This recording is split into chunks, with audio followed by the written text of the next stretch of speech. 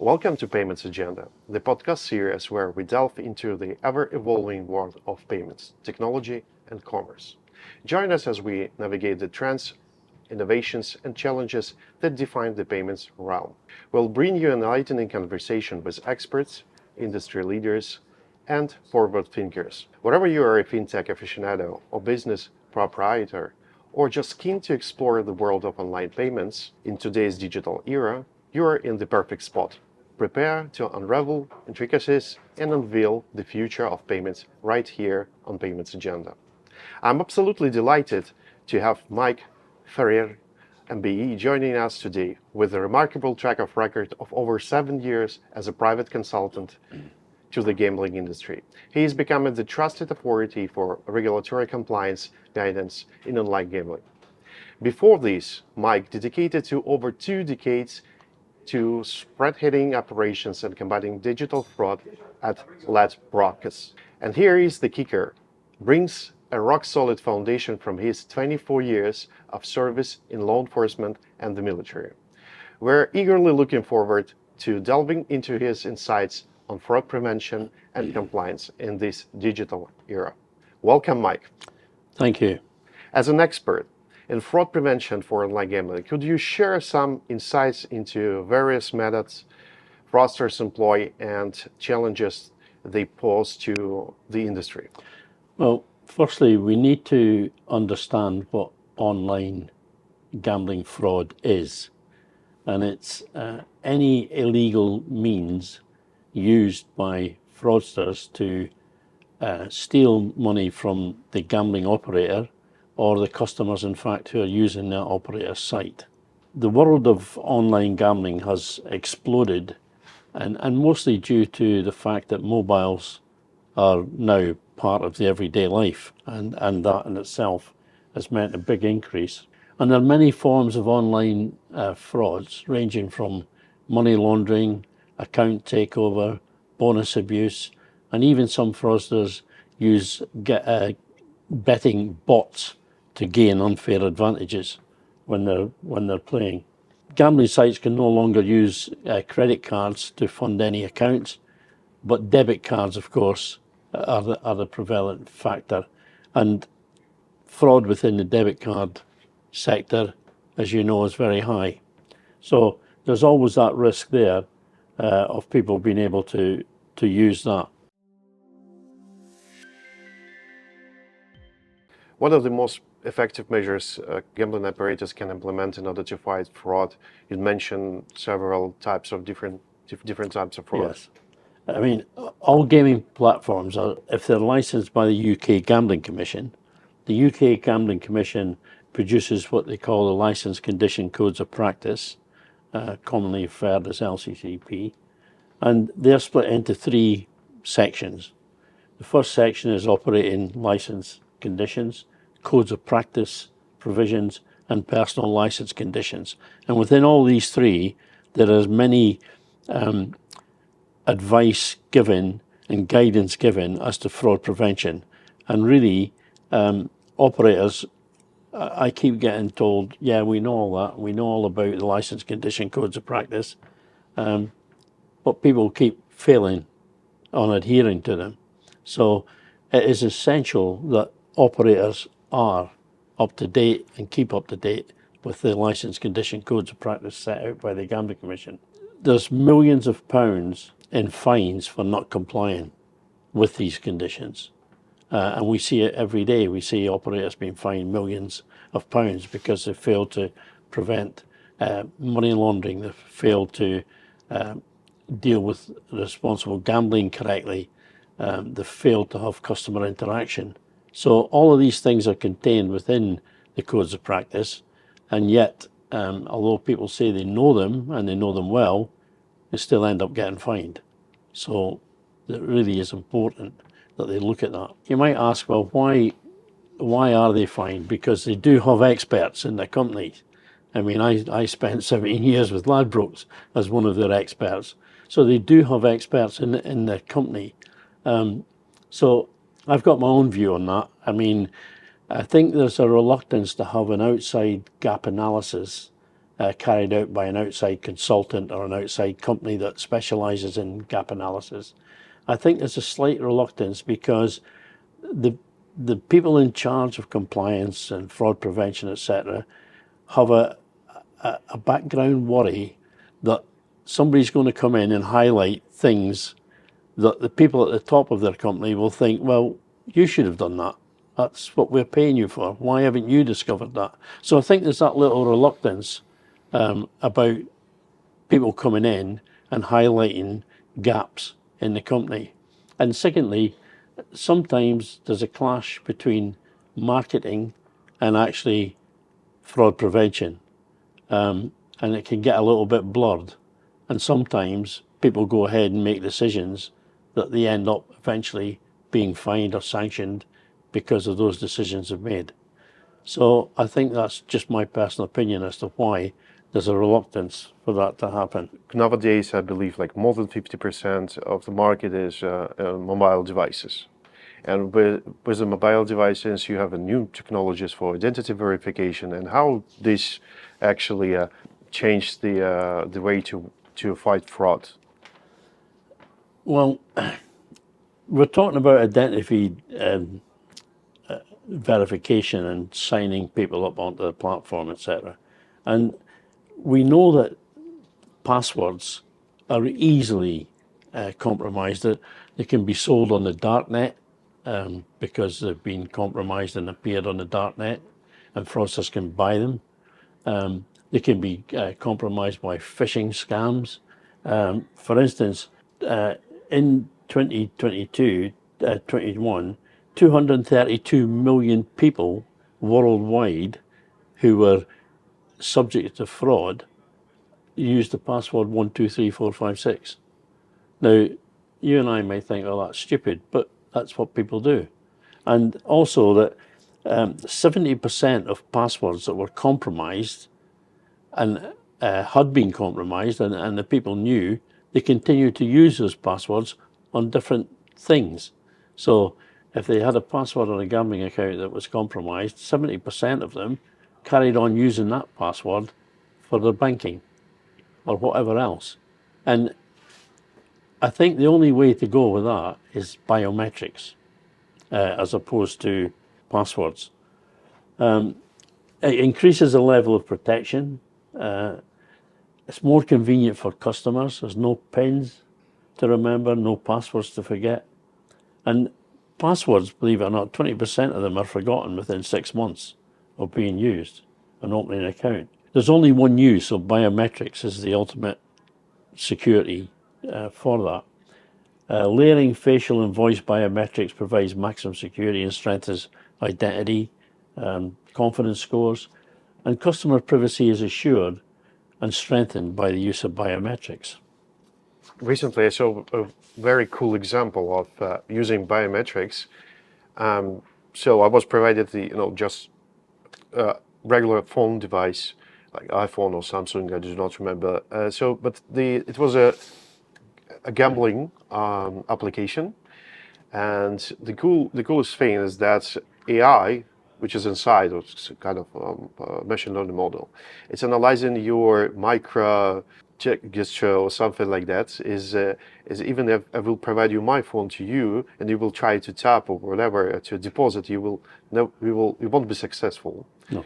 It's really amazed me. So it's how it's even not like a face recognition thing. What is everybody using now, or maybe voice recognition thing, but it's a gesture recognition. Yeah, So and I mean, when you're using biometrics, I mean, it's checking, does the face match what's stored in the system?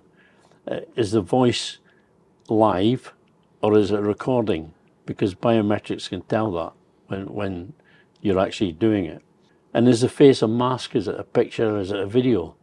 Again, the biometrics can track that down. So there's all ways there that's preventing a fraudster from utilizing something to get through the biometrics.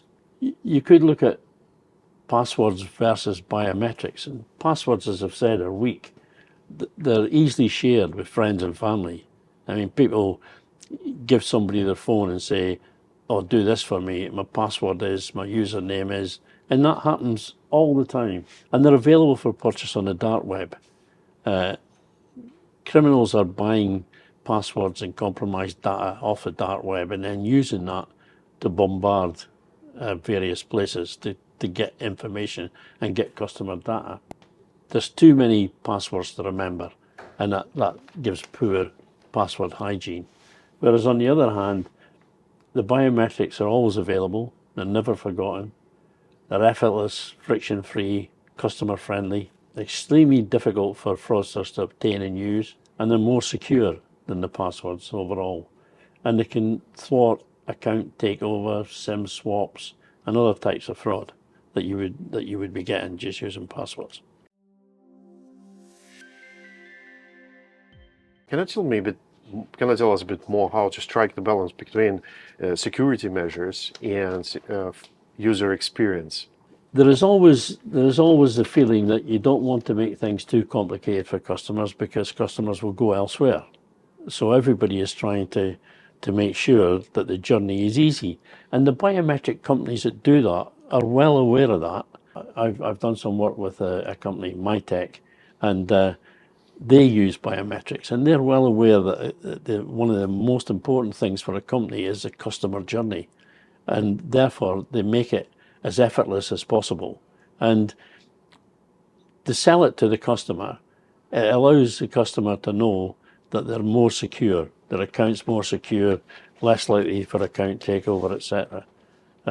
But yes, I understand what you're saying. It is difficult sometimes to convince people that there's time for a need for change. Yeah, I believe so. Changes are coming every day, and new technologies appear. And I believe fraudsters trying to also to be on the same pace with the technologies in order to get, for example, access to accounts or to get access to funds on that account. So maybe you can share some new things what they appear, some new tactics what fraudsters use. What is this? What is the current agenda?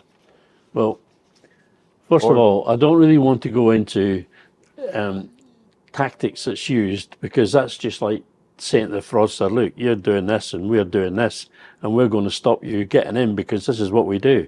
And that would be completely stupid to actually say this is what we're doing to prevent it and this is what you're doing to try and get in. But it's suffice to say that organised crime, it's not just the odd little fraudster on the street that thinks, oh, I'll try that. There is organised crime behind some of the attempts at committing large-scale fraud. And as I said, they purchase stuff on the dark web. They use mules to open accounts, to legitimate accounts to pass money through. They do all sorts of things, and it's important that the people in the fraud prevention in the companies and the compliance head of compliance is aware of the up-to-date trends that are being used. And there's an economic crime unit in Scotland Yard, and I used to go and visit quite often and discuss what was happening, what was the latest trends, what they're doing. So you could go back to the company and you could say, right, this is the latest trends that's being used by fraudsters, so we'll need to do this and we'll need to do that in case they come to us. So it's a case of the people that have the responsibility for preventing fraud and compliance in the companies, that they make themselves aware of what these trends are, and that they engage with law enforcement and they get the most up-to-date intelligence. And there are various reports that they can get access to by going along and speaking to them, which will show them the different trends, not only in the UK, but throughout the world. So I would advise anybody that to make that contact with the law enforcement agencies, get those reports, and put things in place to stop it. Okay, and I completely understand your point of view, but don't you think that it's not only important to understand what is happening now, but also to understand what is the technologies available is to tackle this fraud? So I believe, what do you think is the trend is that we will have more fraud in the future associated with gambling sites, or it will be less fraud in the future? It will be maybe fraudsters will focus on different industry, for example, like crypto industry or payments and banking, etc. So one would be Well, easier for gambling operators. well, that would be the hope. That would be the hope that the gambling operators could make things so tight that fraudsters would say, well, we won't waste our time. We'll go elsewhere. And at the moment, some companies do that. I mean, it's not every company that fraudsters attack. They look at a lot of companies and they test them out, and they test to see how easy it is to get in, how easy it is to get into their systems, how easy it is to do different brute force attacks on their systems. And those that they find it extremely difficult, they'll bypass and go to one that's easier. So at the moment, you have companies that are managing to stay relatively safeguarded against fraud, as opposed to others that don't do the necessary prevention work and are being attacked by fraud. So in the future, that will hopefully, more companies will become aware that there's work needs to be done internally and externally with law enforcement agencies to prevent these frauds occurring. And hopefully the fraudsters would move away, because you're right, there are many, many avenues for them to go to. And they won't waste their time, they won't work hard. I mean, in days gone by, they didn't go and rob a bank that had up-to-date security. They went to one that was out in the sticks and had virtually nothing. And that has not changed. They still look to see who's well protected, who's not protected, and they'll attack the ones that they think they can get away with it. Okay, thank you very much. I wish to ask a question associated with the cost of security measures. So, for example, in the IT industry, when we're talking about the site, if you need to invest some money in order to uptime of your website will be 99.99. Then you wish to add another 9 after, so you have to add 0 at the end of the bill. You are paying for security or for server infrastructure or development. So is it relevant for gambling operators that if you wish to fight 100% of the fraud, which is I believe never happened, but to be as close as possible to 100%, you need to invest more and more and more. And there is this point that it's makes no sense to invest more because the losers can be cheap. So what is this balance? Well, the balance is that you have to invest enough to conform to the regulations, to the money laundering regulations, to the regulations laid down by the gambling commissions and other gambling authorities. You have to invest the money that it takes to adhere to those regulations. And a lot of those regulations are fraud prevention in the case of money laundering, etc. Now, you have to invest that money because otherwise you're going to lose even more money in sanctions and fines for not investment. So it's a little bit like saying, well, we won't spend £1 million on that and we'll run the risk of being fined £5 million. It doesn't make sense. So you are going to have to invest to make sure that your systems are robust enough to stick to the regulations. And unfortunately, it doesn't happen.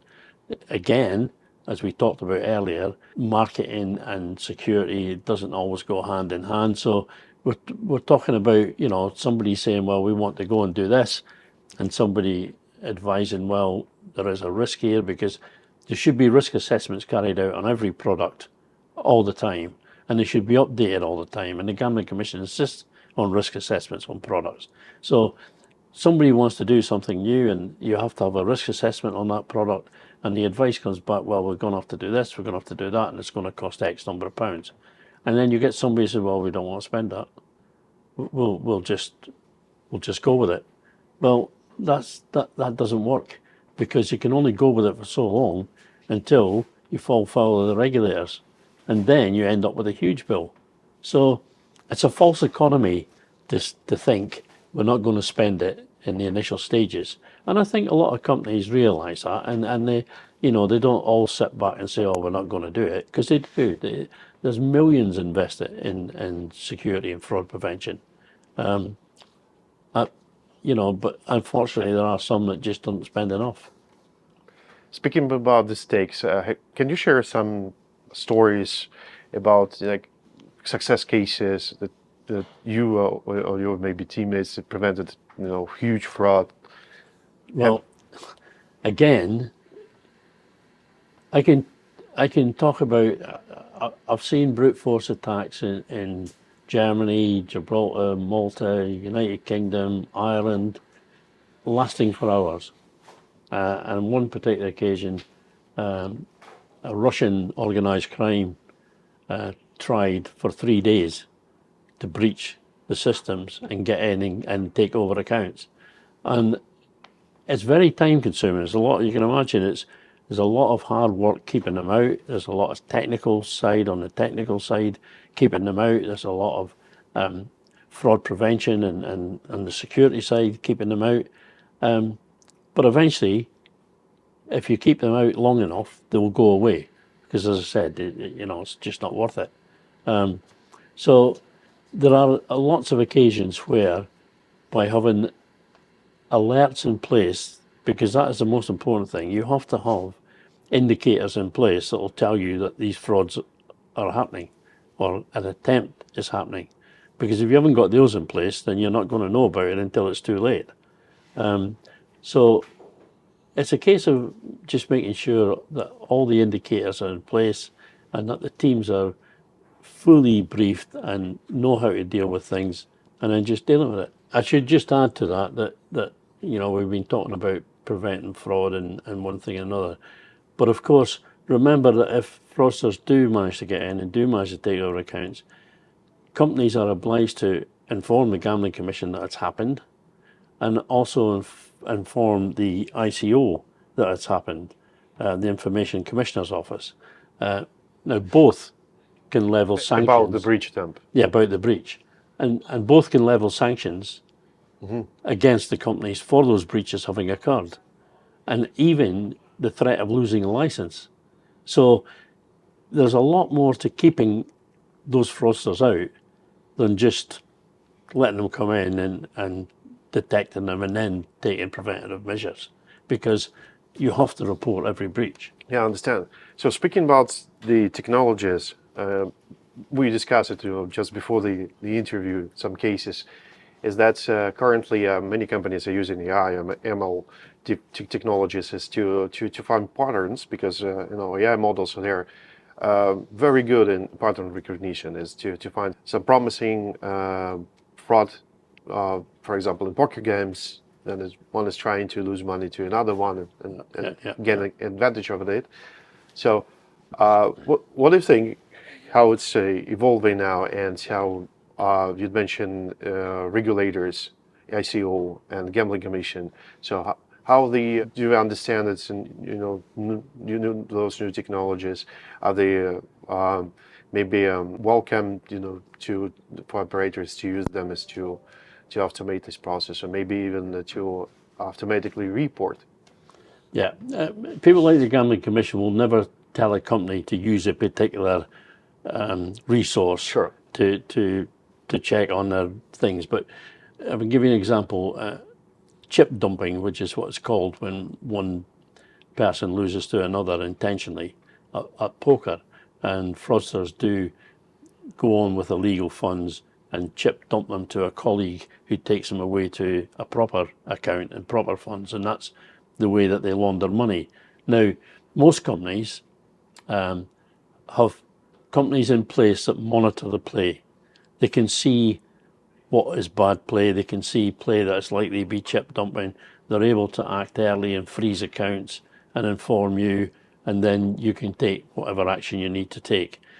So there is always, as far as playing poker and chip dumping is concerned, there's always usually an outside third-party company who's following that play on the platform. And don't forget, the platform is just not one platform for one operator. A platform can have 20 operators, 50 operators, how many operators using it. So they're all different companies. So the common denominator is that it's the one company who's monitoring that whole platform and informing all these companies of any suspicious play that they see. So that always goes on. And then using outside consultants for gap analysis and coming in and saying, well, Have we got everything in place? Do we have all the processes and procedures right? Have we missed something? That again is using an outside third party to help monitor, which would all be encouraged by the Gambling Commission. In fact, in the Gambling Commission's some sanctions that they did in 2022, they instructed companies that they had to bring in a third party auditor to audit their whole process of money laundering prevention, etc., and had to send a copy of that report to the Gambling Commission. So they do appreciate, the Gambling Commission and other regulatory authorities do appreciate that there is a need for outside audit. And although they'll never directly tell you who to use or what to use, they know that you're going to use somebody there.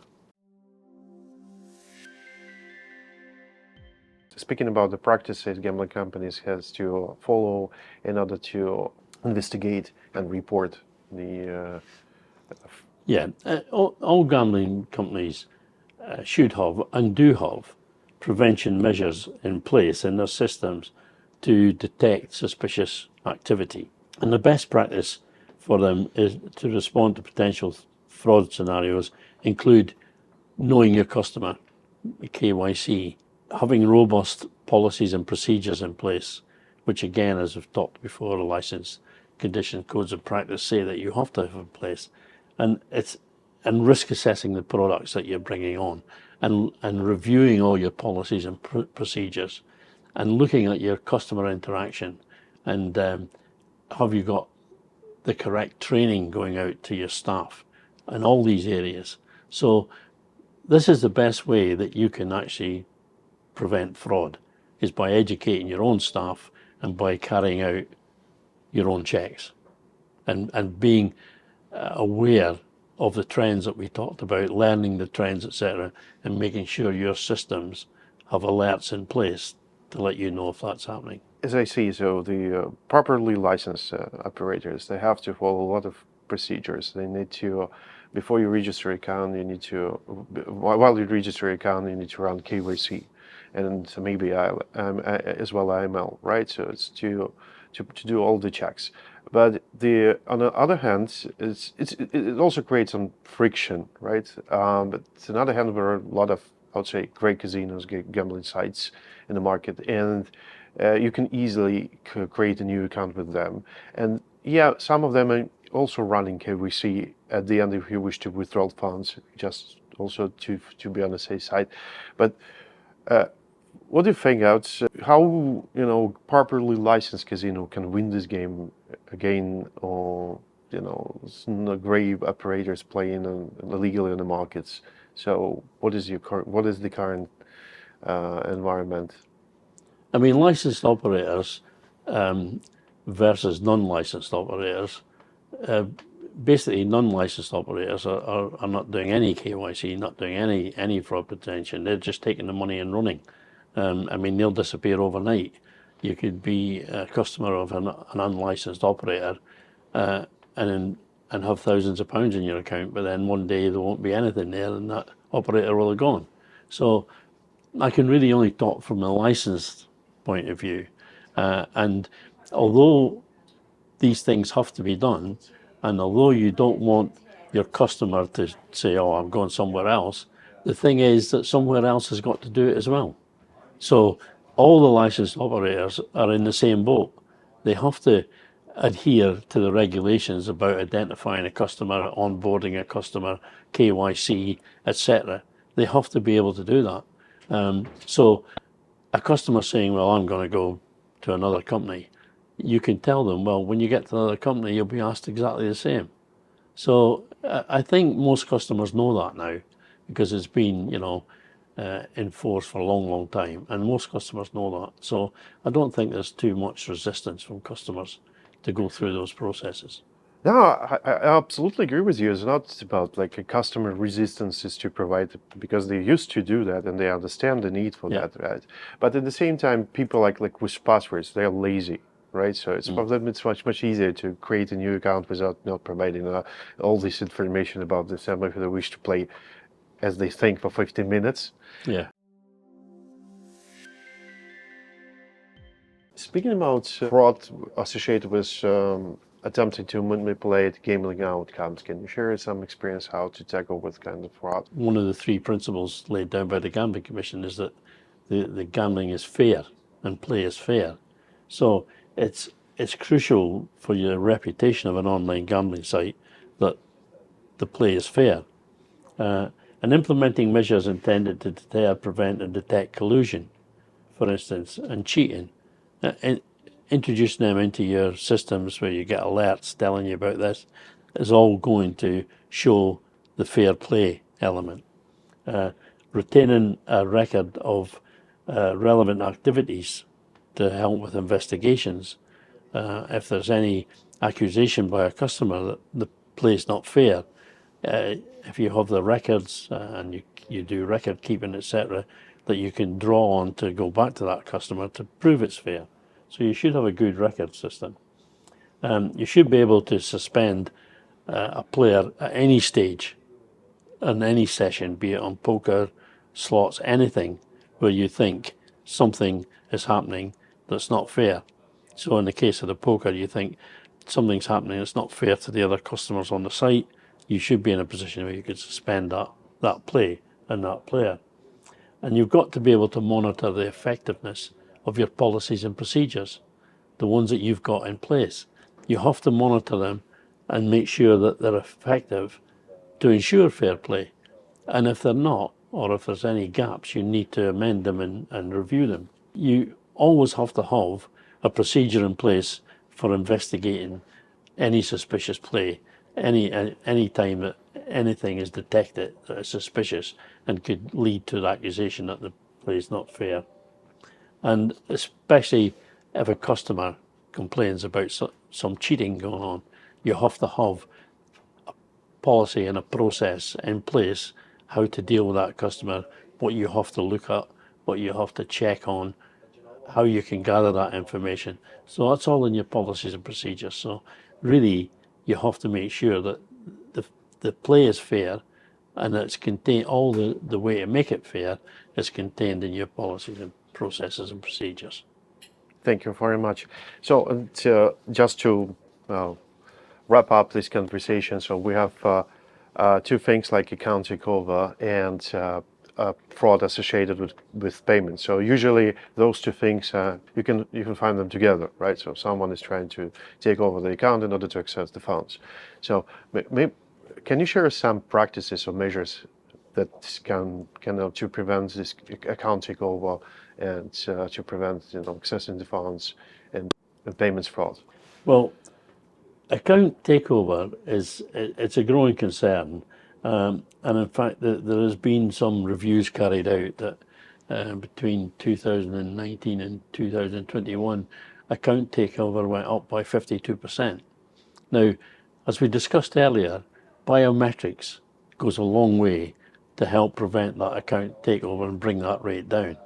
And companies should be looking at that process and going in that direction to help them bring that account takeover down. The gambling companies are very concerned about the user experience. An account takeover is bad for reputation. If it gets out that you've had 100 accounts taken over, then that's very bad for reputation, and it's the user experience will deter other users coming to your site because of the publicity that it gets. So we're going back to you having systems in place that helps prevent account takeover. And if you do get account takeover, you deal with it very, very quickly. You review why that was managed to be taken over, and you make sure that you adjust your policies and procedures to prevent it happening again. And as I said, account takeover, there's so many ways that they can get passwords and things for accounts, from phishing exercises, buying them on the dark web. Even LinkedIn lost all that data a few years ago, and passwords, everything went. So there's no company that's completely safe from losing their data. But you have to, as an operator, you have to be aware that if somebody is bombarding your site and coming in to take over accounts, you have to be able to deal with that and have things in place to prevent that happening. So again, it's back down to companies reviewing what they have in place and trying to ensure that account takeover doesn't happen and doesn't spoil the reputation of the company. Thank you very much for fine. sharing all your thoughts Right. and thank you for coming to Payments Agenda. I really appreciate it. Thank you indeed. Thank you. Thank you. It was a pleasure. Thank you. Cheers.